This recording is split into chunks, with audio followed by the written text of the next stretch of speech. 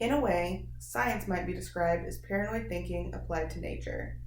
We are looking for natural conspiracies for connections among apparently disparate data. Carl Sagan.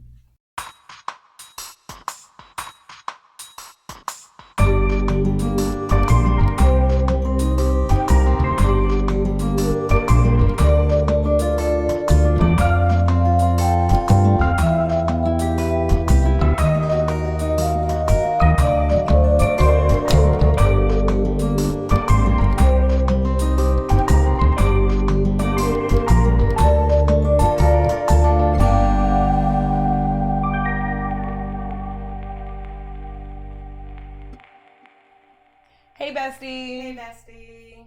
I'm Corinne, I'm Maddie. and here we are yet again on Bestie Day. Bestie Day. Hey, Maddie. Yes, Corinne. How was your week? It was good. How was your week? Pretty good. Pretty good. My kitty cat is healing. Yeah, he had a big surgery. He did have his big surgery, but he's doing good. Poor buddy. His poor little leg is all shaved, and he looks real weird. He does look real weird. He's wearing his little cone. But I swear he does not even know he's hurt. No, I saw him moving around. It's like he forgets until he's like, oh, my leg's not working. Yeah. Oh, he gets the stitches out in a few days, so we can take his cone off. His cone of shame. Well, but at least I call it his comfy cone. It's a donut of shame. Yes. But it's not shame, though. It isn't. It's not shame. He just had to have a little hip fixed. Yeah. So, you ready to talk about Eureka? Let's talk about it. Awesome. So, today we're talking about Season 1, Episode 4, Alienated. This episode originally aired on August 8th, 2006. So, that's 1 week after the last one.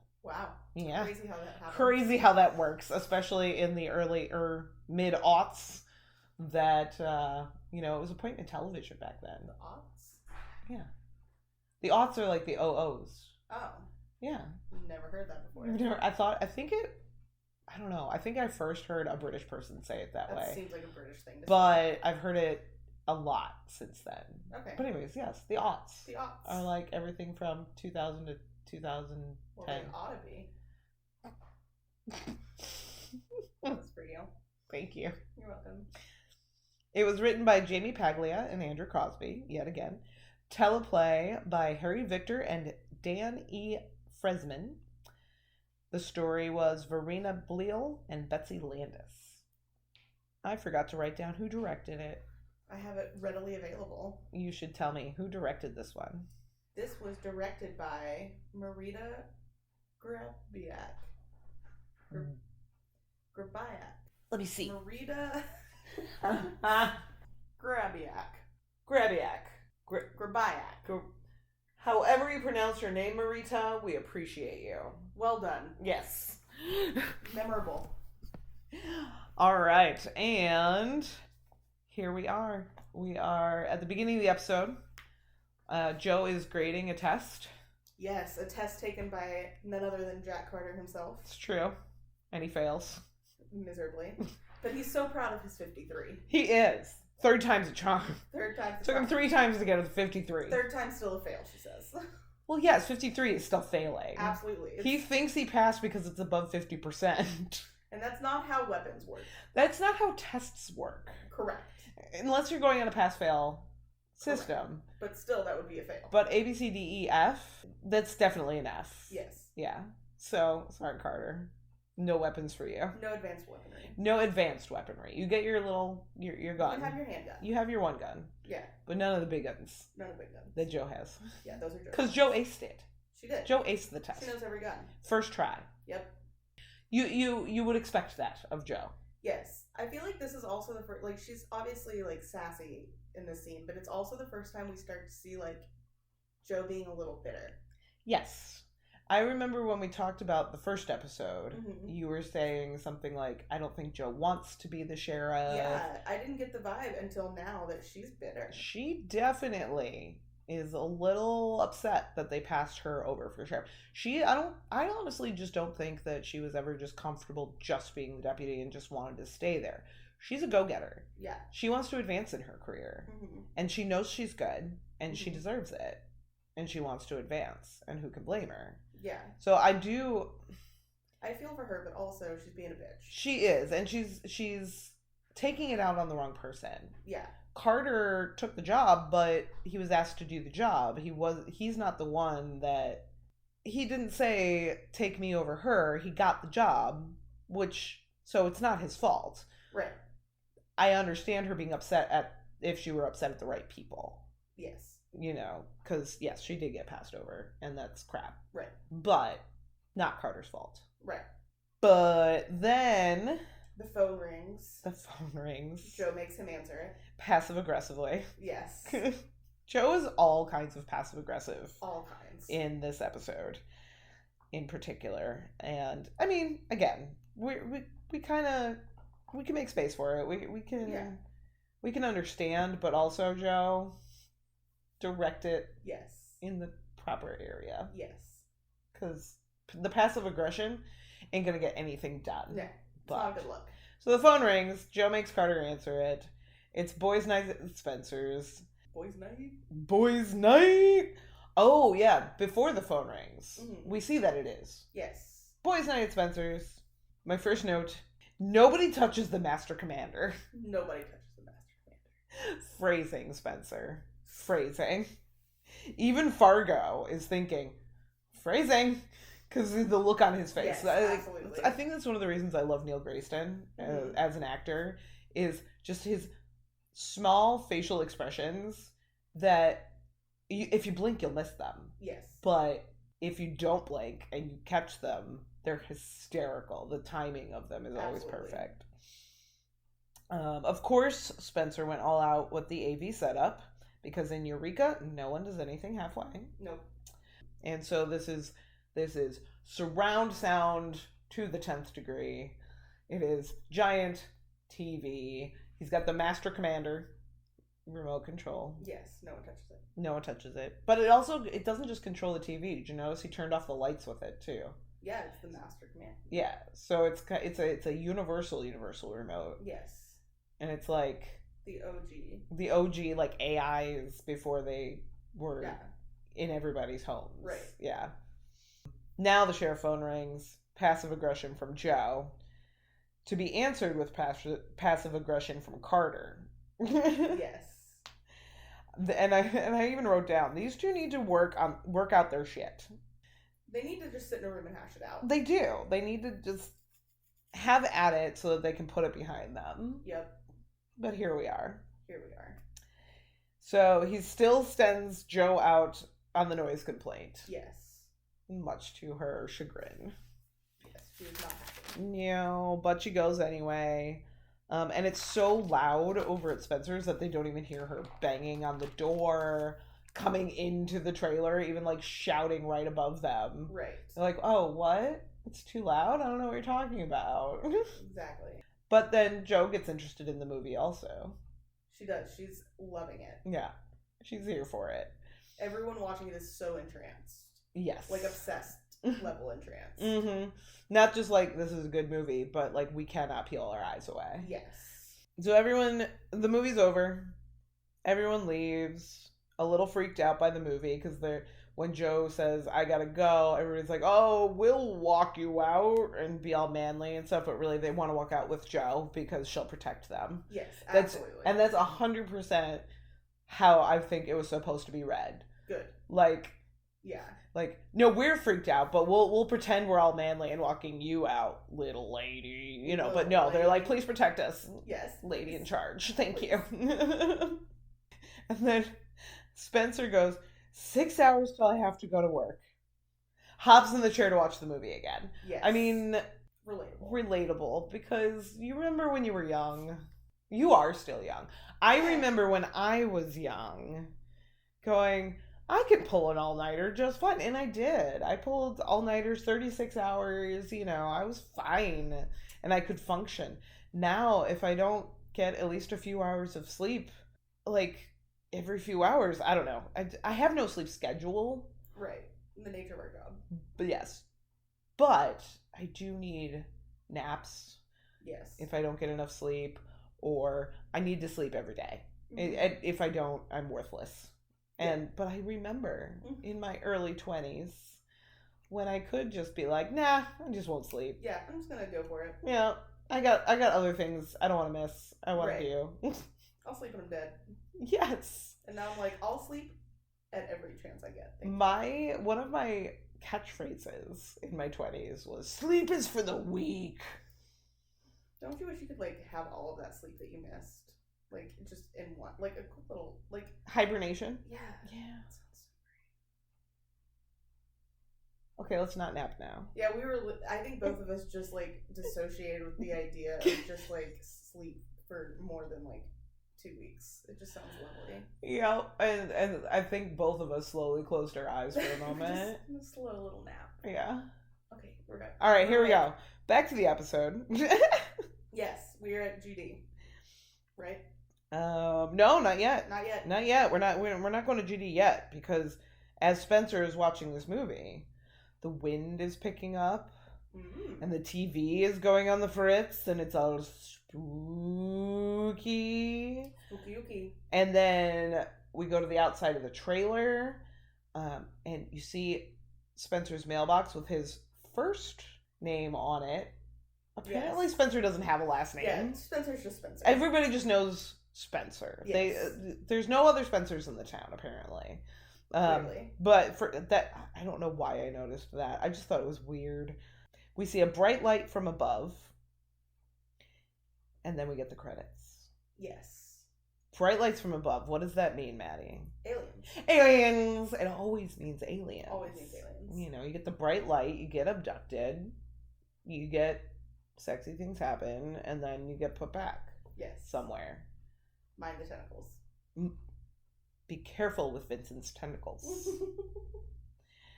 So we get the credits, and then we're in Nathan's office. Yes, at GD. Yes. He literally he has a literal desktop computer. Yes. Because the computer is the top of the desk. Yes. And it's a touchscreen. So remember, this is like 2006. Mm-hmm. While we had like touchscreen tablets and things, they weren't as much of a replacement of computers as they are now. So I feel like this kind of like, sort of like Star Trek paved the way a lot for technology. Mm-hmm. This is one of those ways where you can see the technology, the fictional technology, kind of came to life. Absolutely. And of course the seeds had already been planted back in 2006, but I feel like that is, if I walked into a high-end tech company CEO's office and I saw him doing that, I wouldn't be like blown away as much now, just because I'd be like, oh yeah, that makes sense. That tracks. Yeah. You know, I could see that technology actually existing now. I love that when she walks in, she's like, Nathan? And he goes, it's late.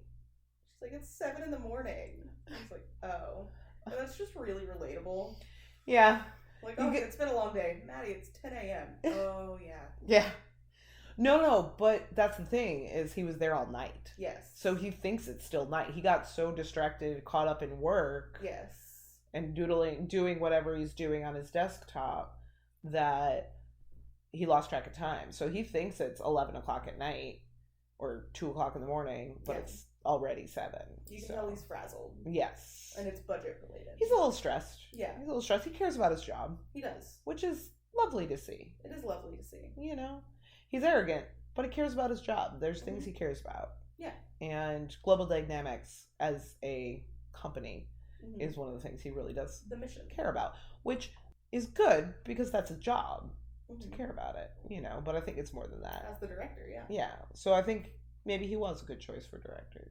I think so too. As crazily arrogant as the man is, no one needs to blow up his ego anymore, but he is qualified.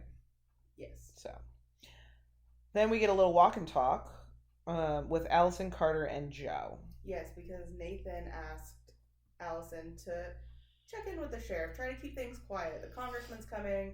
He's in charge of our budget. We want to make sure everything goes smoothly. Talk to the new sheriff in town. Just make sure things go well. Yes. Quiet. Even Allison's a little skeptical about this keeping things quiet in Eureka thing. Right. But she says, okay, I'll talk to him. So she's talking when they're walking along the street. They all have coffees. Yes. And Carter says, it's a small town. You're a woman. Buy me coffee. You either like me or you want something. Yep. And Allison then comes back with what we are all thinking. Could you be any more sexist? Right. He didn't have to say the woman part. Right. He could have just said, like, it's a small town. You bought me coffee. You either want something or you like me. Yeah. But he did make it very sexist feeling. Yeah. Yeah. Yeah. Yeah. Especially with how much they've been flirting and la la la. Right. He's really just really what he's trying to do is call forward in the universe that they like each other. Right. Absolutely. Because he likes her. 100%. So that's really what his motive is. But again, passive aggression is a thing in this episode. Yes. Everywhere. So she asks him to keep things quiet. And he's like, in this town? And I'm thinking the same thing, like, how? Right. How is the sheriff supposed to keep this town quiet? Right. Because in a town that's so small that Spencer can just put his first name on his mailbox. Right. Yeah. And in a town that's full of eccentric scientists, and it's never Carter's fault when things go wrong. He helps put things back together. Mm-hmm. So how is he supposed to keep things quiet? No. Talk to your scientists, Allison, Nathan. Right. Talk to your scientists about, hey, why don't you put some of those noisy projects or, crazy projects on hold for like 2 days so that the sheriff doesn't have to clean up any messes. Clean up all your messes. Right. And then Henry runs out of the sheriff's office and says, something's happened with Spencer. Right. Spencer's missing. One moment after Allison says, keep things quiet, something's happened with Spencer. Yes. Allison wants to hear none of it and leaves. Yes. So then we go back to GD for a moment. Fargo is in the lab with the scientist working on the big project that they're supposed to be demoing for the congressman. Yes. And Fargo is getting all twitchy and buggy about the experiment and how it's not quite working and all that. We see the apes. They're just kind of chilling out. Yep. They say something about a satellite being down. Yep. And I do want to say, in the show, in the script, it said what's going on with the monkeys or something along that line. Those are not monkeys. They're not monkeys. This is my super short science corner for this episode. Those are not monkeys. They are chimps or some sort of ape. Yes. Because, they are chimps. Do you know why? Because they don't have a tail. Correct. Yes. Monkeys have tails. Apes do not. It's one of my favorite, animal facts. And that's to correct people on. Yeah, same. Same. Actually, these are not monkeys, but they call them monkeys the entire episode. Yes. Even the scientists, even Taggart. Right. Doesn't correct them, and that was probably the biggest disconnect for me. Yeah. That later in the episode, Taggart does not correct them when they call them monkeys. I think it's the first time that, and I'm sure people that actually know physics and stuff feel like that a lot with sci-fi in general. Right. But it's such a small fact that was overlooked that it almost, it doesn't make me mad, but it makes me a little really? Yeah. No one caught that? Right. People that can come up with these fake physics scenarios. And they wouldn't even have to, if they did catch it, they wouldn't have even had to change much. They could just slip in a line from Taggart saying they're chimps, Right. That's all. Yeah. And I would have been happy. But nobody called it out, and it made me a little upset. Yep. But here we are. I'm glad we're both on the same page about that. Yep. I have that later in my notes, but since you brought it up, there we are. Here we are. Let's see, and then everyone is worried about this visit. Yes. And budget and blah blah blah blah blah. So there's just a bunch of scenes of people going, oh, the budget, oh, the visit, oh, the congressman. Yes. And Fargo is losing his mind. Fargo's losing his mind, and then we cut to Joe, Henry, and Carter at Spencer's RV. Yes. Yes. Mm-hmm. His house. He lives there. Right. Joe's super intense about doing her job, and you might want to try it. And right. Not turning on the lights, using a flashlight. Yeah. Not touching things because she wants to dust for fingerprints in a place that they've all been in already. You can still dust for fingerprints. That Henry touched it. Check his fingerprints. Yeah. Come on. Yeah. Then we cut to. Cut to Beverly. Beverly's. Evil Beverly's. Evil. B&B. Bitchy Beverly. Where the congressman is staying. Yes. Beverly is being all shady and going through his luggage. Yes. Creeping And around. And when he tries to catch her, she just gets all sexy. yeah. And they're sleeping together. Yeah. I mean, she's evil. Right. You know, so, of course. I mean, not that you have to be evil to sleep with somebody, but I'm pretty sure, like, Congressman's married. And... yeah. There's clearly, like, it's clearly, like, an affair vibe. Yeah. It's clearly a sordid affair of some sort. They're not supposed to be together, and they're really trying hard to make it evil. Like, did you get that vibe that they're, like, kind of like... in cahoots? Yes. Yes. Well, and also she says something about the consortium, although that comes a little later. But, yeah. This scene, they just kiss and... yeah. Talk innuendo-y. Sordid-y. Yeah. And all creepily. Yeah. Yeah. And then Taggart is being intense in the trees. Yes. So you got Joe is super intense at the RV. Taggart is intense in the trees. With Fargo? Yes. Why is Fargo in the tree? Why is Fargo in the tree? Because that's the first time that the intensity threw me a little bit. Because Taggart being intense, that's normal. Not a big leap. Joe's intense, not a big leap. But Fargo in the tree with Taggart, like, we don't see Taggart and Fargo hanging out. And you don't see Fargo in trees much. Yes, really. Or, like, not even, or, like, frazzled and, like, intense. Oh, no, you see him frazzled. Frazzled is the wrong word. But you don't see him, like, intense and on edge. Yeah. Like, buggy is how I put it. Yeah. And how did he get there so fast from Global Dynamics? Yeah, what happened there? Yeah, did he just, like, sprint? I guess the timeline was just, like, the timing. Yeah. Sometimes the show, like, jumps, and you're like, how long was this? Yeah, how much time has gone by? Like, the 24 hours in that last episode where it's, like, 24 hours before, and then it, like, jumped back. But then, like, by the time it got there, it felt, like, much longer than 24 hours. Or much shorter. Much shorter, that's what it was. Yeah. Although we did lose 20 minutes of his time. We did. Bum. Anyway. So then we get naked Spencer in a cornfield. Yes, we do. Poor Spencer. Poor Spencer. Why are you naked, Spencer? He is not doing well. No. Not stable. He's going, they're watching. Who's watching? There's crop circles. Yes. It's zoom out, and there's crop circle. As Joe said, well, it's a crop, and there's a circle in it. Yes. Spencer seems to have been abducted by aliens because, bright light, crop circles. Absolutely. But when they find him, Joe kind of walks real close to him and just whispers. Did you catch that? I didn't catch that. She whispers to him. I mean, I caught that. I just didn't think anything of it. Yeah, she whispers to him, "You're not alone." I do remember that. Yeah. And it's just that one little moment that shows more of her intensity. Right. And shall we say paranoia. At this point, we can kind of safely say paranoia. Yeah. Because just with that whisper, and she's looking around when she whispers it. That's definitely a paranoia tendencies. Mm-hmm. So she whispers, "You're not alone." They get a phone call that Fargo is missing, but we know he's up in a tree. Right. And then back to evil Beverly and Congressman. Yes. They just got, done being in cahoots. And they're talking about the consortium and an artifact in Section 5. Yes, lots of Section 5 talk. Lots of, again, budget talk. Yeah. Things that would bring money. And, like, what's worth the money.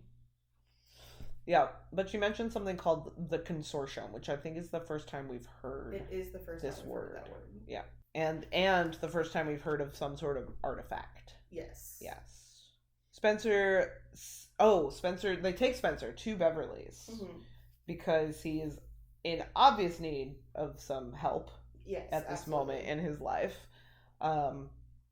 and he's still naked. Why did they not clothe him before they brought him to Beverly's? Give him a jacket. Something. Bring him to his RV and let him put on pants. Yes. Okay.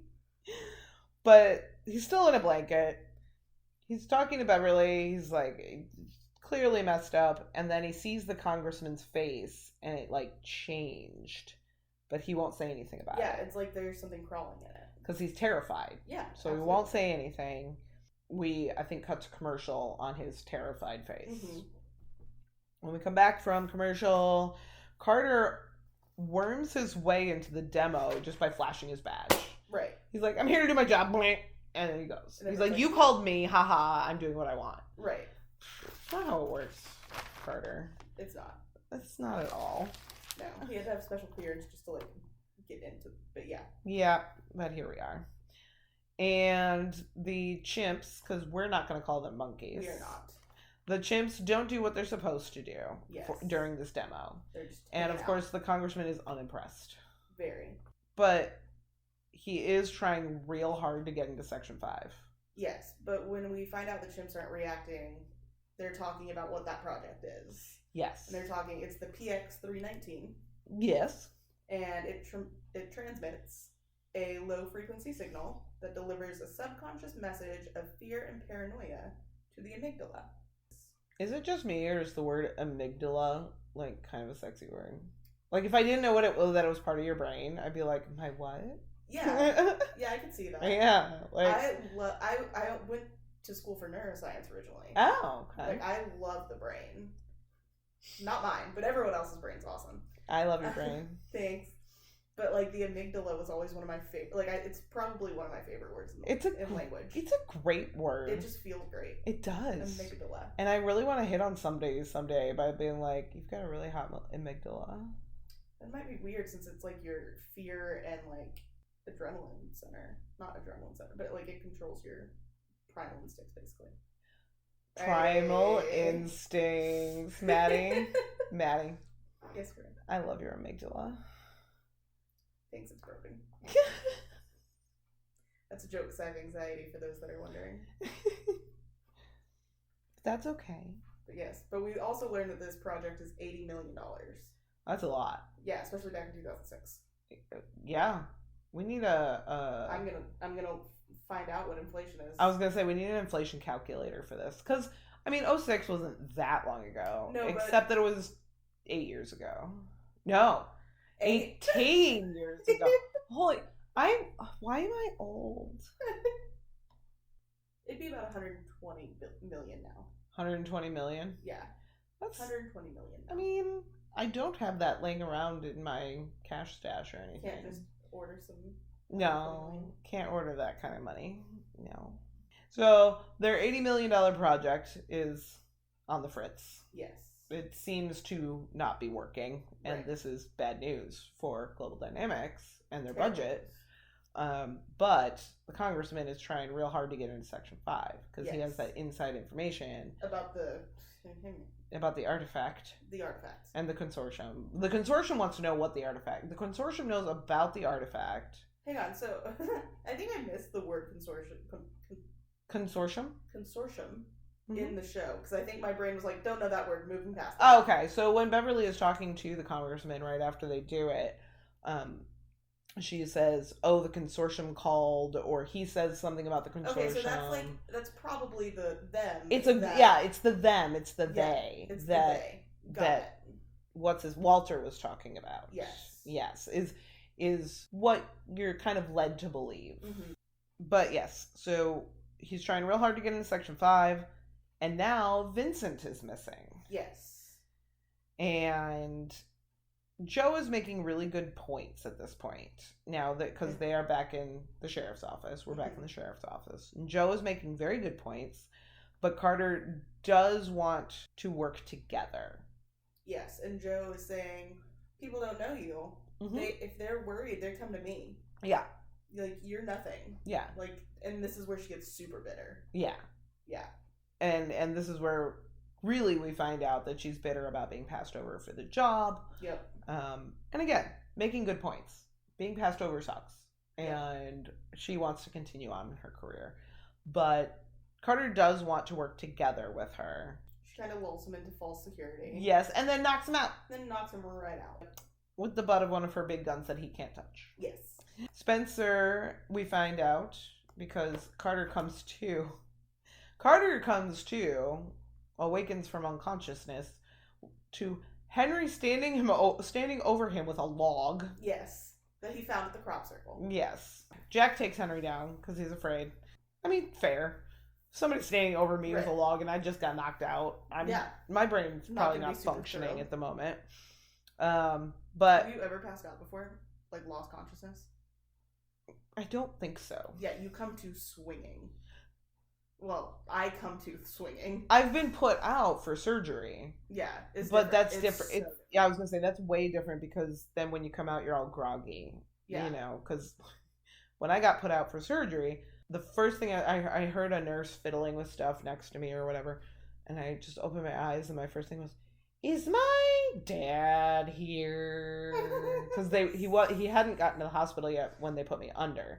This was for my appendix. Got you. So he didn't think they were going to do the surgery that night. Okay. And so when they put me under, my mom called him and said, "No, they're doing the surgery." So he came.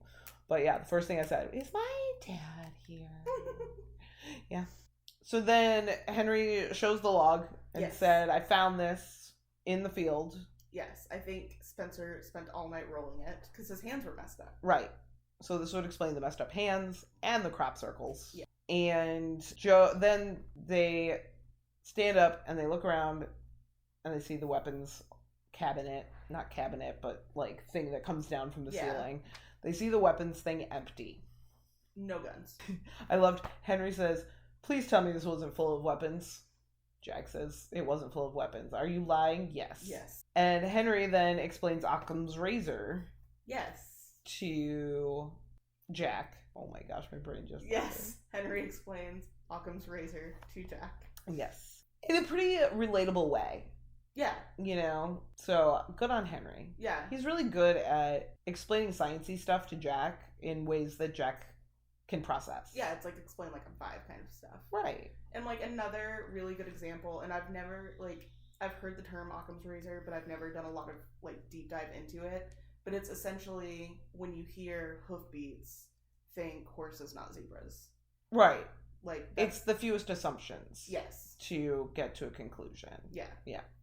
And Henry puts it very eloquently, but easy enough to understand. Yeah, and I love Henry's explanation. Yes. And then they're trying to figure out what the connection is. And in this moment, with Joe have taken all the weapons, Carter calls our wonderful deputy G.I. Joe. Which I just love. Yes. Like, I just appreciate that writing. Well done. Like, I knew it had to have come in eventually, but it was a good timing for it. Yes, it was definitely good timing. And, I mean, we were all thinking it. Yep. Right from the start because, Army. And her name's Joe. Yep. So, of course, she's G.I. Joe. G.I. Joe. And then they mentioned that Vincent and Fargo are missing. Joe's gone. G.I. Joe. And Spencer thinks aliens have landed.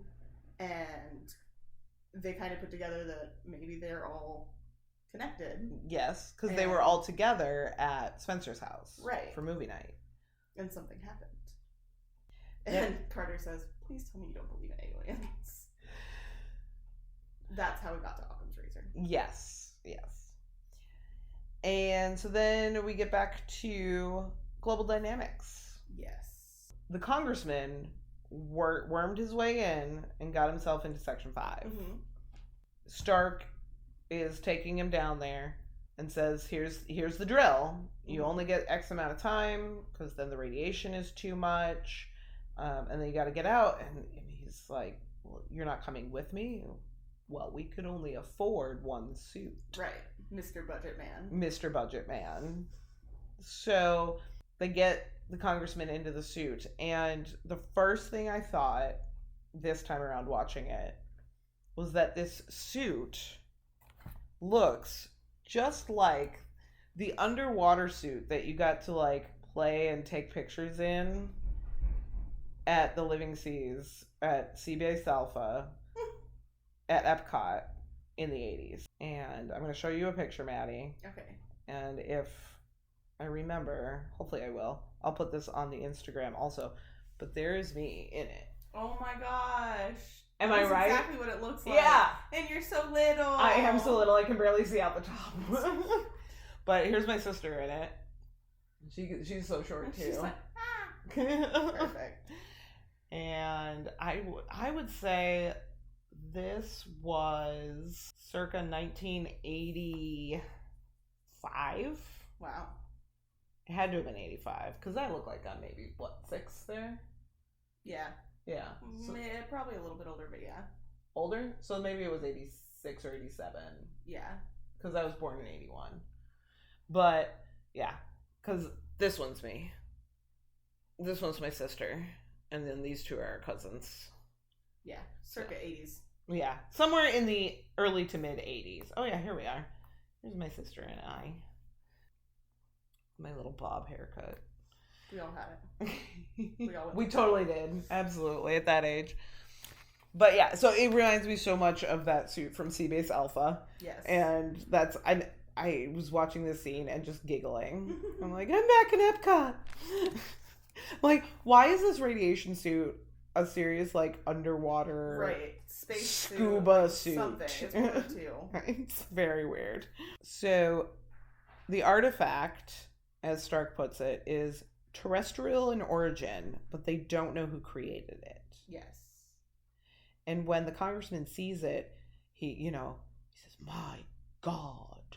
And Stark says, that's one theory. Mm-hmm. On, like, who made it, you know. So, it was clever. We have no idea what this thing is. We think it came from Earth, but we don't know how. Right. Yeah, right.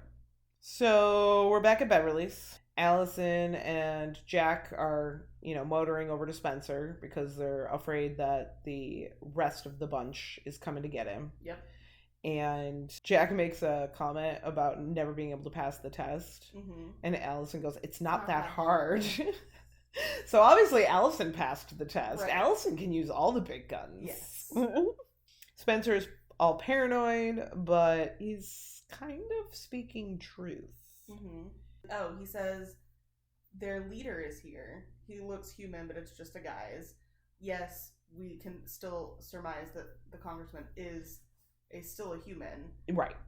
And the leader is there, whether that is Beverly, whether that is the congressman, whether that is just the presence of this organization. Yes. Maybe not the leader of the aliens, but the leader of maybe the leader of this consortium. Right. And he says he looks human, but it's just a guise.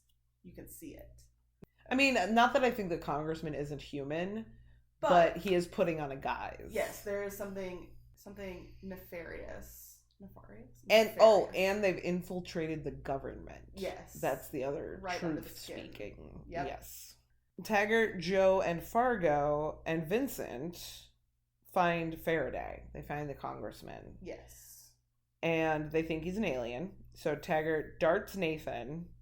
Nathan passes out and they kidnap the congressman. But we find out at this point that the movie night crew used the satellite that screwed up the chimp test. Yes, they watched a movie about alien invasions using the same satellite because why not?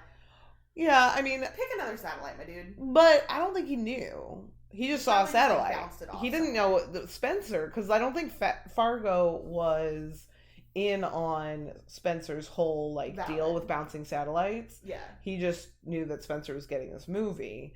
Right. So he would have known which satellite was not to be used, but I don't think he was in on it. Spencer doesn't know about this chimp test. Spencer just works at Henry's garage. So... And in this movie, the movie is called They Came to Conquer. They Came to Conquer. And he says it's got invasion, abduction, dissection. This movie's got it all. Yes. And then, of course, I loved Carter because he always wants to go for the simplest answer, which a lot of times it is. But he says, can't you just reverse the paranoid thing? Right. I mean... Just reverse it. Just reverse it. But they don't know how. Yes. So they're like, well, we don't know how. Well, they don't say it. He says it. Carter's like, you don't know how. I also love that Carter says, yeah, they're infected with your paranoia-inducing monkey beam. Just what a good line. Paranoia-inducing monkey beam. Monkey beam. And monkey beam. Sounds like something from, Powderpuff Girls. It does. It absolutely does. It's very specific, but yeah. Of course, as always, the big brains, Nathan, Allison, the army people, they all want to just go in guns a-blazing and take people out, and this is how we solve it, with violence and destruction, and, you know, oh, people might get hurt, but this is how we have to solve it. Greater good. You know, but Carter wants to go in the less violent way. Thank you, Carter. And so he says, you know, give me a chance. And they say no. So he just runs. So he's just like, and the way he runs is comical to me. Yes. He's just, okay, fine. He walks away slowly and then just takes off. It's hysterical. So he gets to the door. Joe answers the door with the big gun, and they have a shot on her. But he sees, if you notice, he sees all the red dots on her, and he steps in front of her. Oh, I didn't notice that. Mm-hmm. Again, I really need to watch this on a bigger screen. He puts himself between her and the snipers. Look at that team. Look at that team building moment. Trust building. Well, and he does. It shows too that he does want to work with Joe. He knows she knows her stuff. He respects her. He wants her around. And they're becoming friends. Yes. This episode aside, because she's getting all passive aggressive and paranoid, but that's partly Beam. That's partly Monkey Beam. Monkey Beam. Chimp Beam. And so he blocks the snipers. They go inside, and Carter becomes the voice of reason. Yes. He solves this problem with his words. He does. And to Joe, this is the part I wrote down because I thought it was sweet. You are not an appendage. You are my partner. And there's no one in this town that I would rather have watching my back. Yep. Aw, Carter. So sweet. So nice. I also like that he says, she mentions that before that, she's talking about Carter to everyone while he's there and says, we can't trust him. He's one of them. And Carter says, then don't trust me. Trust your own common sense. Yeah. I love that line. Like, I don't know why. That just stuck out. So we get everything solved. Oh, and then Taggart also in this scene has a great line, like, it's inside of it. Maybe it was a previous scene, but it's inside of him. We have to cut it out. Yes. Which is a direct line from the movie that they watched. Because you don't see it on the screen, but you had the audio, and it was a direct quotes. That exchange was direct quotes from the movie they watched. That makes sense. So Carter solves things with his words instead of violence, and when he comes out of the bunker, Taggart's lab. Yes. When he comes out of Taggart's lab, he says, I calmed him down, and Allison asks, so they're okay then? And he goes, oh no, they're insane. No. And tie them up right now. Make sure they are restrained. So they get them over to Global Dynamics, and the next scene we see them all in front of screens. Yes, and they're all relaxed. And they're all relaxing, watching these screens, and Henry explains that they're reprogramming their brains, basically, reversing the monkey beam and chimp beam. And Henry chose delivery footage that each would find relaxing. Yes. Taggart gets koalas. Yes. Which is the cutest. So cute. Joe gets, what is this, D-Day or the storming of Normandy? Yeah, it was the storming of Normandy. It was like, okay, Joe. It was the flag raising, so it wasn't the storming. Okay. It was the like victory thing. The victory. Okay, I thought it was like an actual like start call to war, and I was like, it's what? That like, they have that statue and it's like a famous like painting, and it's the flag raising after they take Normandy. Got it. Okay. Yeah, that's why that's such like a quote unquote inspirational. I mean, it is inspirational. It's super inspirational. Yes. But and then I loved the comment too from Carter, you know Joe so well. Yeah. So my question for you, Maddie, is what do you think the other three are watching? Spencer's watching DNA Strands. DNA Strands? Yeah, when he had the centerfold. I mean, makes sense. It's similar to what I said. I said cable porn. Okay. Yeah. Yeah. You know, nothing hardcore or anything. Just, No, see, I was thinking like when he was reading that. So maybe DNA porn. Yeah, DNA porn. DNA porn. For sure. Absolutely. What is Vincent watching? A cooking channel. I said the Great British Bake Off. Look at us. The Great British Bake Off. Some sort of cooking channel. Absolutely. Yes. I feel like it would be the Great British Bake Off, though, because the British accents would also relax him. And it's like the most relaxing cooking show ever. Like baking show. Competition show. Yeah. What about Fargo? What's Fargo watching?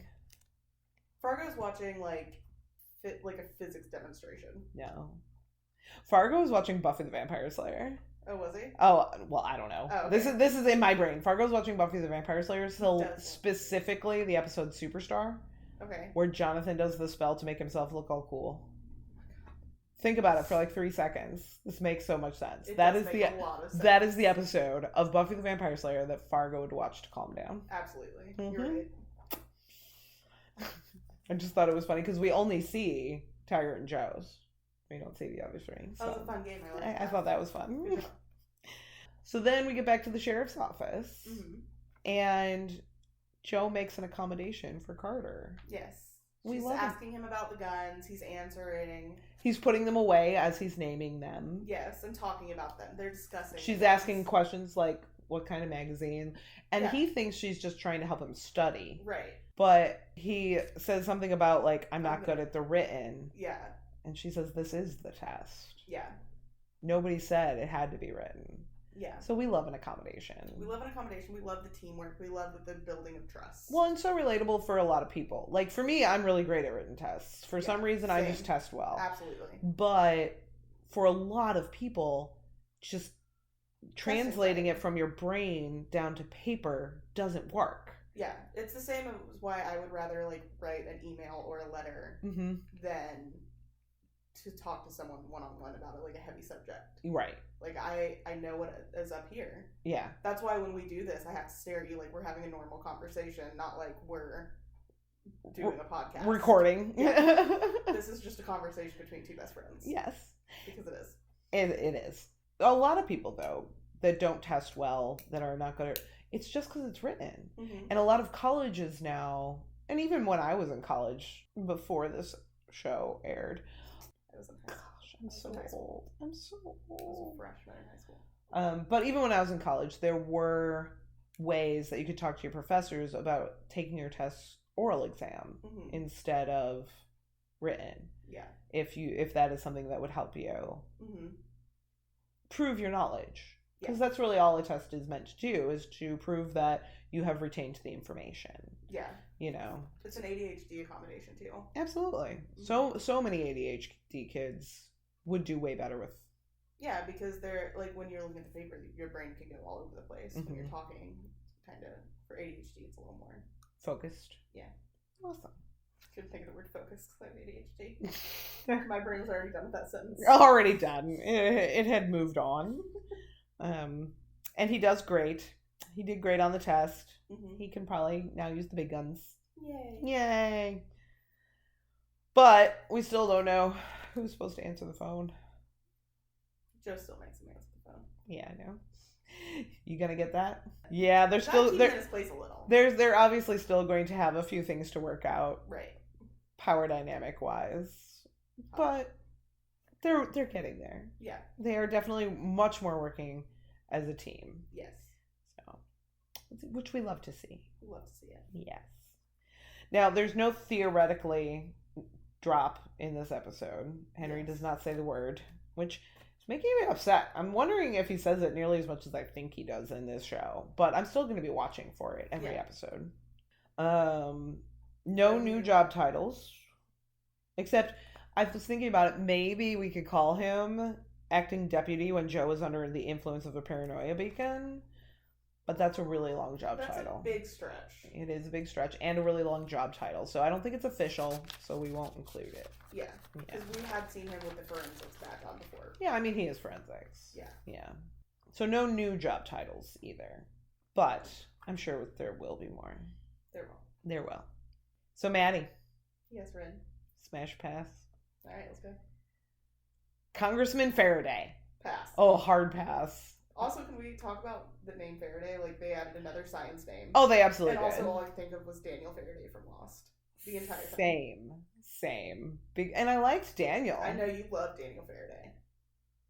Yeah, he's pretty nerdy and awesome. Yeah. Spencer. Smash or pass? Pass? Yeah, same. Yeah. He's just a little too, I don't know, surfer boy? Yeah, I feel like he wouldn't have great hygiene. He's young. He's still yeah. He's still learning how to be in the world. Right. You know. Just the vibe. Also, I've discussed a couple of times in this episode how old I am. You all know what year I was born now. You having a crisis? Are you okay? What? Are you having a crisis about your age? Are you okay? No, I'm middle-aged, yo. You've been saying it a lot the last few days. So middle-aged. What about you? Age has never really been like something that you talk about, and then lately, it's all you talk about. Not all you talk about, but that happens when you are in your 40s. Blech.